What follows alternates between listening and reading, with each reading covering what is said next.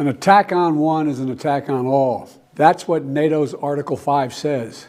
It's a simple but powerful concept, and it embodies why one of America's greatest sources of strength is our alliances. They're not only important to us, they're important to the rest of the world.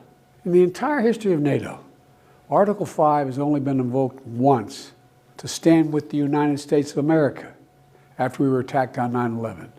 The whole world knows if any adversary were to attack us, our NATO allies would have our back. And they know we would have their backs as well. And that's why what the former president said is so dangerous. He said he would encourage Russia to, and I quote, do whatever the hell they want, end of quote. A statement heard round the world that does nothing but encourage bad behavior. After Putin's most fierce opposition leader, Alexei Navalny, died in a Russian prison last week, the former president, Trump, and other Republicans refused to hold Putin accountable for his death. Instead, Trump said Navalny's death made him realize how bad America is. He said, and I quote, we are a nation in decline, a failing nation, end of quote. Why does Trump always blame America? Putin is responsible for Navalny's death. Why can't Trump just say that?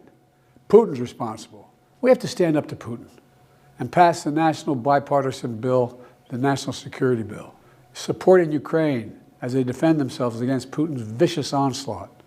The Senate's already acted. It's time for the House to act now because the votes are there. The Speaker needs to call a vote and abide by the will of the House. A clear majority supports what the Senate supports. So we can stand with Ukraine and send them the supplies they need to defend themselves.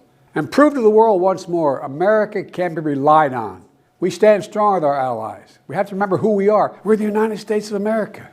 We keep our commitments. We never walk away from our friends. And we sure as hell don't bow down to Vladimir Putin.